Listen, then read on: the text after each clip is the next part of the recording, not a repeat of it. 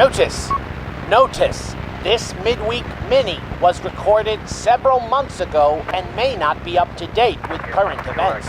For fresh mini-sode uploads with every episode, head to patreon.com/Chilluminati-pod.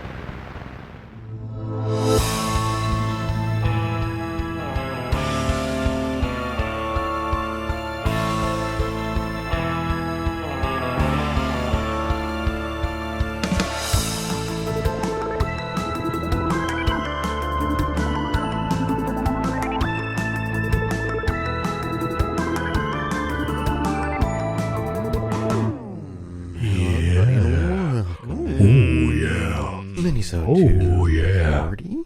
Hey, yeah. That sounds right. Yeah, definitely. That or 2:30, I think. Either one. Definitely, yeah. And welcome, Brett, to our mini-soda. We talk about weird news things throughout the world and some reader stories and moan into the microphone every single time for over 100. Don't like that. Thank you for having me in this very special place. It is special. I feel like I've infiltrated a place I'm not supposed to be, so thank you. You've broken out of your quantum route. Uh-huh. All right, so what do you got for us today, Jesse? What do you have? Let's start with you, Jesse. What do you have? I have a fun little tale. So, tell me this tale, sir. Yeah. A team of Washington State University engineers have successfully replicated a long-lost formula for a missing color called Egyptian blue.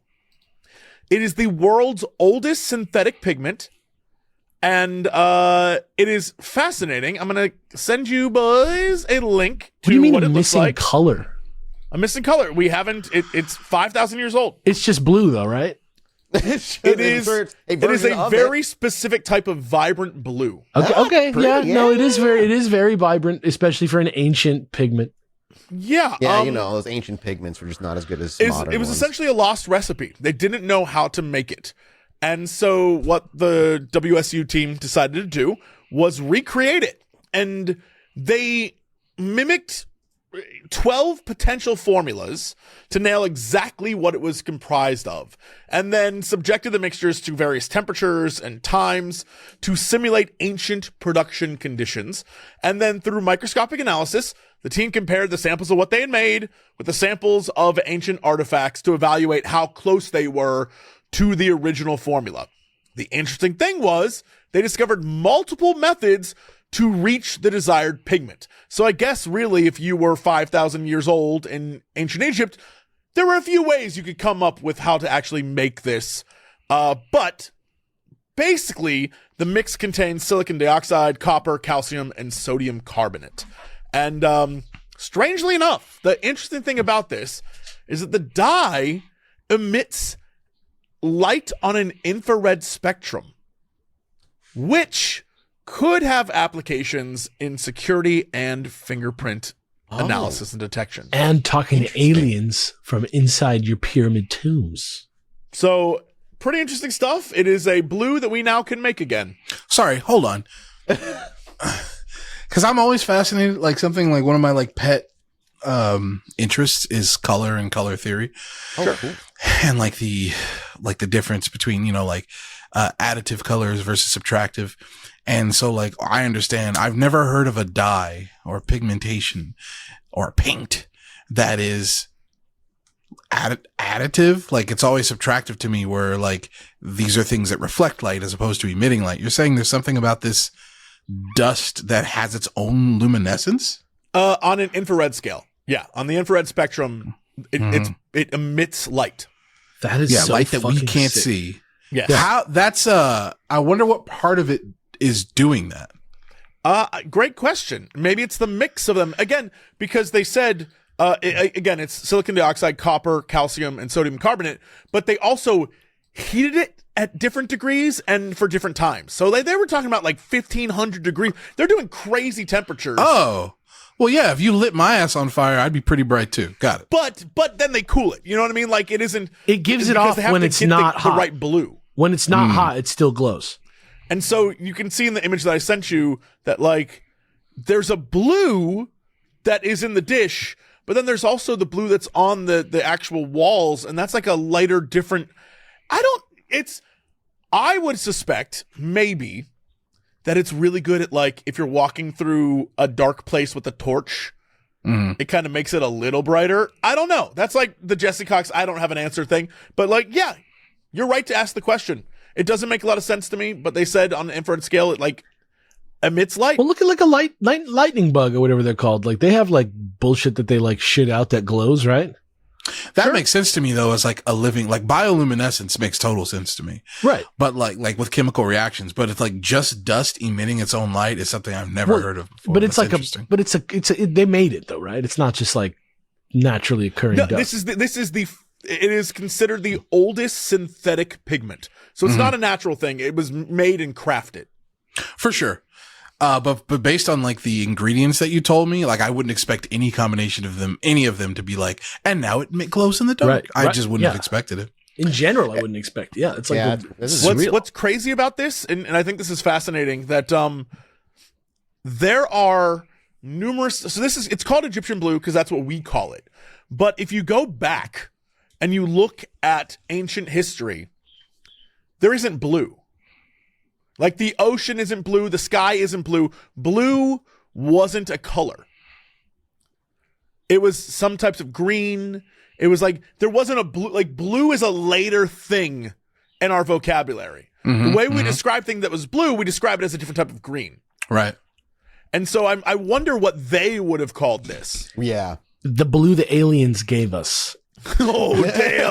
Oh, fuck! Yeah, I love that stuff. It always comes up in the color theory stuff, how somehow completely separated and disparate societies tend to come up with color groupings and names for those groupings in the same orders. Like, for example, no one is going to come up with the color purple before they come up with white, black, and red.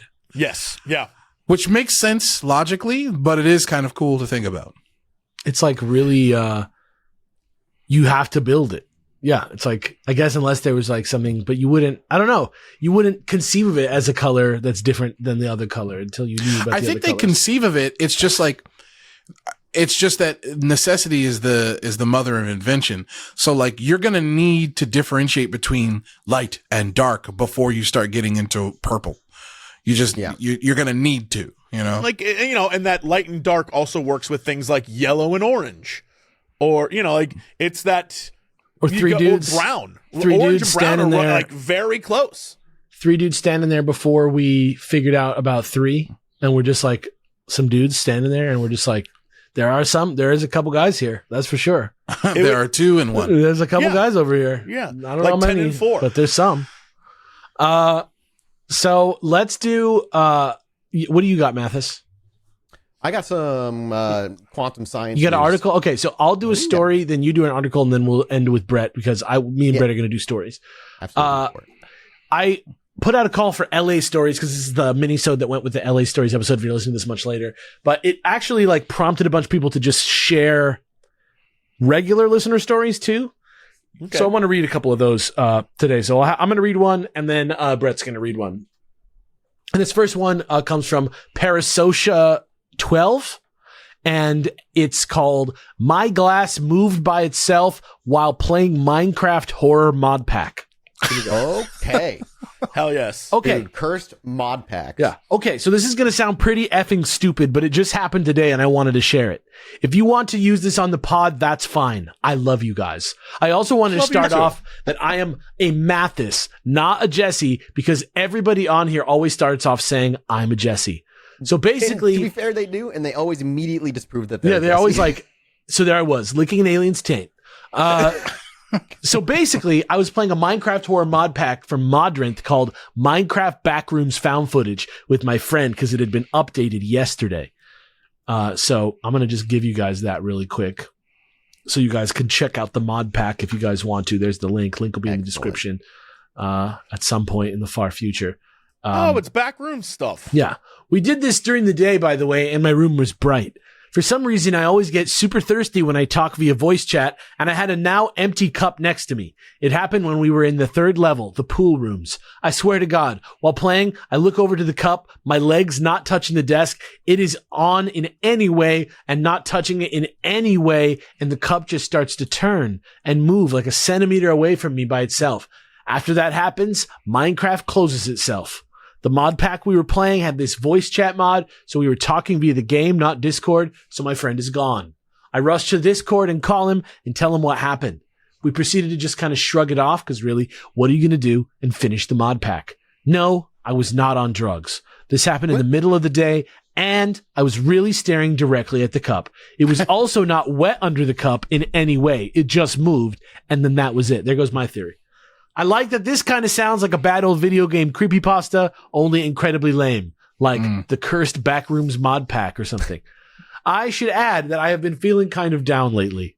I've been meaning to come out to my brother as gay, but I got literally physically weak the last 2 times I came out to people and could only lie in bed the next day, although the people I had told had been supportive. I would actually describe it as similar to actually catching a disease. The past few days, I have been pretty beside myself, so if you want to, this can add credence to the idea of bad energy or something. I don't really know that stuff though. Or alternatively, you could say I've been in a bad state of mind, therefore more paranoid and prone to hallucinating something like a cup moving. Or have you thought that you moved it with your own mind? Yeah, that's another question. Like poltergeist activity, people always say maybe poltergeists are actually our own stressed out brains. Maybe you did it. Creating physical purchase. I was thinking that considering the game crashed after that, their PC was just vibrating at a particular way that like just a frequency? moved the cup. Yeah, just some low frequency vibration. Or that may have moved the cup. You low frequency vibrate from your brain and made the computer crash and move the cup. Or maybe an Egyptian dye was emitting a glow that was only susceptible to infrared glass.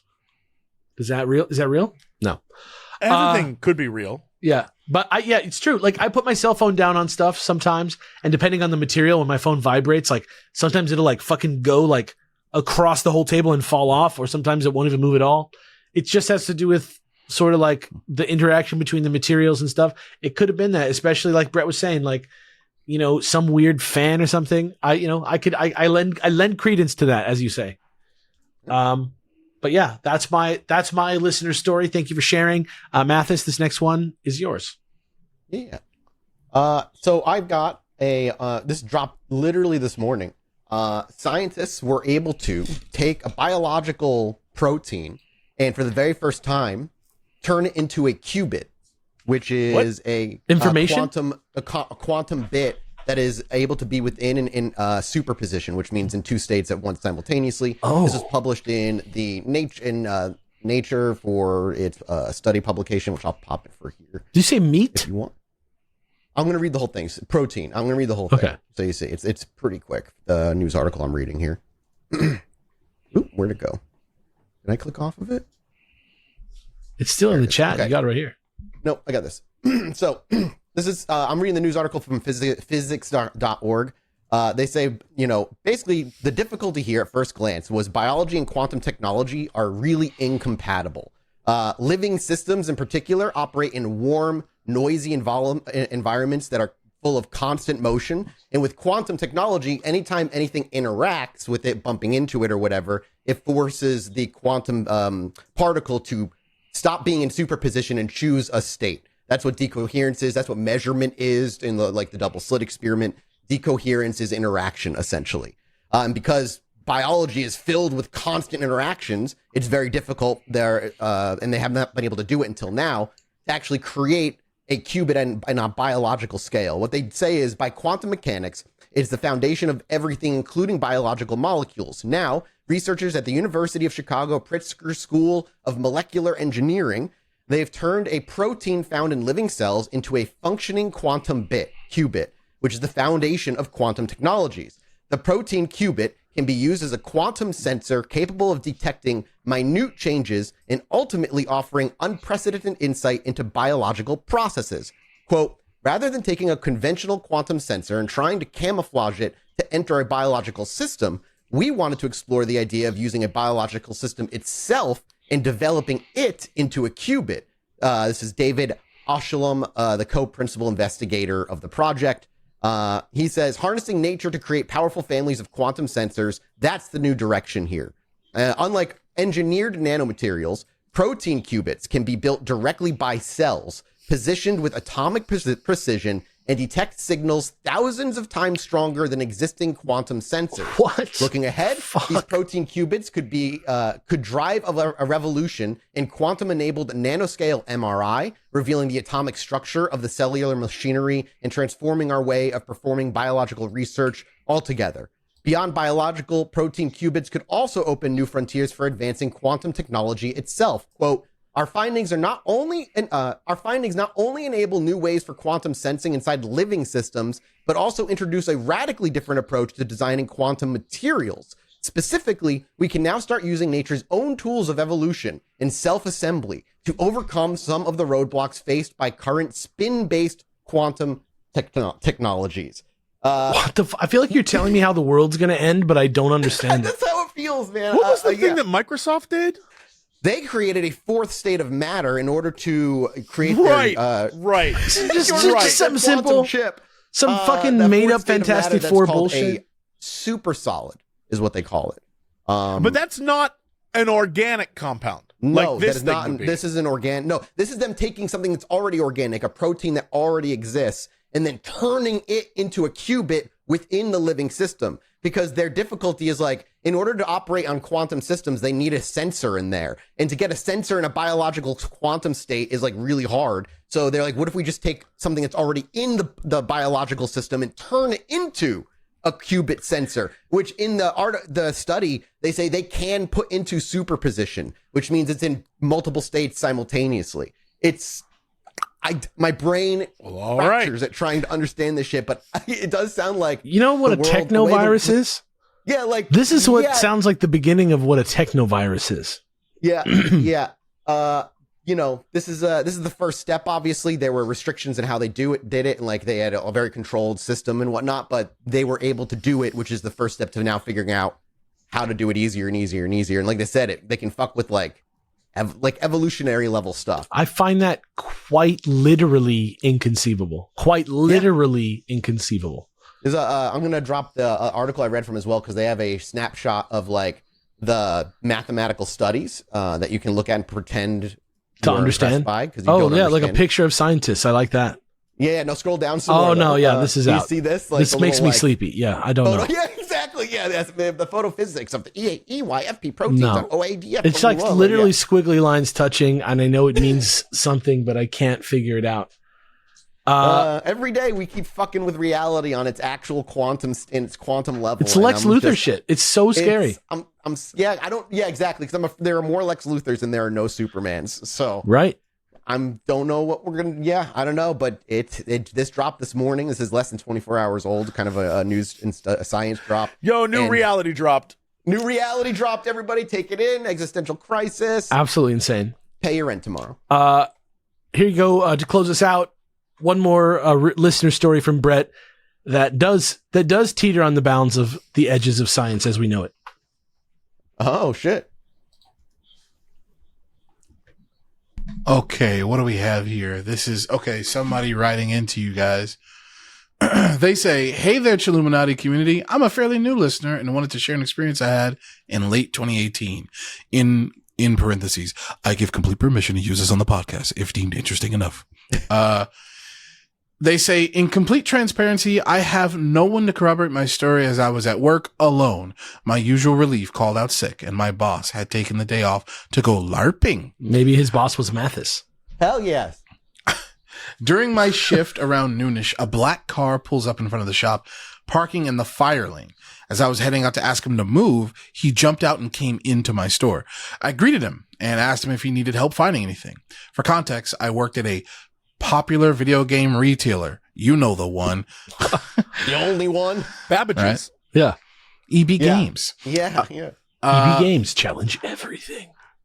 My question seemed to go in one ear and out the other as the guy kept looking around, clearly confused. I asked if he was all right, to which he shook off the confusion, smiled, and nodded. Then he asked me a question that makes this memory stick so clearly. What is this place? I never had to explain what my store was before, so after finding the words, I tried my best. We sell video games mostly, sometimes figures and other collectibles.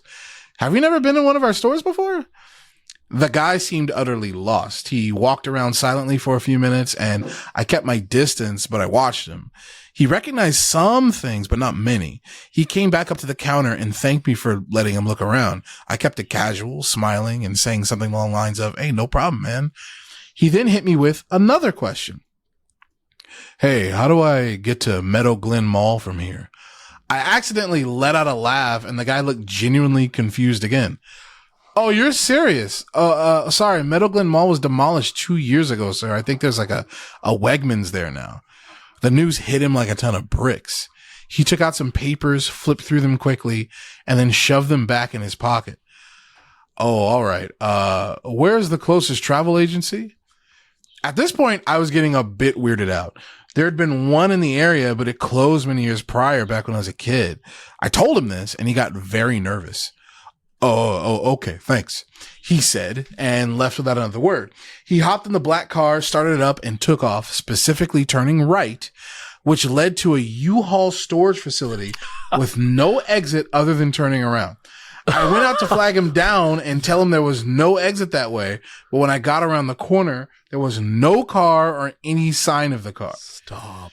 That's wild. On the way back to the store, the owner of the deli next door stopped me and asked me if I knew who owned that car. I told him he was just in the store, but I didn't know him personally. The store owner told me he wanted to talk to that guy since he drove one of his dream cars, an 87 Buick Grand National GNX. After looking it up years later, I confirmed it was, in fact, the car. I asked him if he was sure since the car looked pretty new. "I'd know that car anywhere, kid. An absolute beauty." He went back into the deli, and I returned to the store where I finished my shift trying to figure out what happened. The only distraction was an increase in police patrols near our store, which I'm not sure was related, but the timing was weird. I got home, and I told my girlfriend about the encounter over dinner, which led her to ask me, "Did you mean a time traveler?" I stopped mid-chew, processing the question. To this day, I still believe the guy I met was a time traveler, or he could have just gotten out of prison and kept his car in a storage unit. That's awesome. Yeah, maybe. GTA paint level guy. This person closes by saying, "I honestly don't know, but I figured it would be a fun encounter to tell you all." Pretty good. I love that. I like the could have just gotten out of prison vibe, but for some reason, the first thing I thought of was, oh, his time capsule was in the storage unit, and he just woke up, got in his car, and was like, "I gotta find this mall." You know, like time travelers do. "Oh man, I can't believe I've been asleep for so many decades. I gotta know, does Sbarro still do like the double pizza? Like the two pizzas, Pizza one on top of the a other?" pizza. I've never seen anything like it. I love that. This is a very well written tale. I want it to be real. It's much more cinematic than the one that we were doing, right? Yeah, very, very cinematic. I want it to be real. I'm trying to think of things this could be. To be completely honest, man, I hear this story and I go, I'm upset that I didn't think to pull this prank on someone. It's pretty good. That's another weird guy in LA story, but this one's not even in LA. Yeah, this is actually, I know where this is. This is in Massachusetts. I've been to that mall before. Before it was torn down, and it is a Wegmans now. That's so like, this is so good. Like, we gotta do this to somebody. Do you think that guy would have been happier with the Wegmans? Because Wegmans are, there's food court in there. You can sit down, eat some good food. If it's I look at the side. It's like if he's a time traveler, it's probably. I love the idea of like space and time is not really like what we think it is. He probably didn't really want to time travel. There might just been like a weird slip in like quantum mechanics where things sat on top of each other for a second. Like the Nick Cage movie Drive Angry, where he comes out of a portal from hell in his hot rod, his car. Yeah. What decade do you think you could do realistically? Like what decade do you think you could live? I mean, like, okay, if we're pranking somebody, right? Like if we're pranking somebody as a time traveler, what decade do you think you could believably be from? The 80s. Easy. You think? Yeah. Yeah. Any decade from the 80s on, I could probably pull off. Sure. Honestly, I could probably pull off a dude from the 60s and 70s too. Yeah. If I had to. I don't think I could do it. I think that the biggest challenge would be convincing somebody who was there that I was there.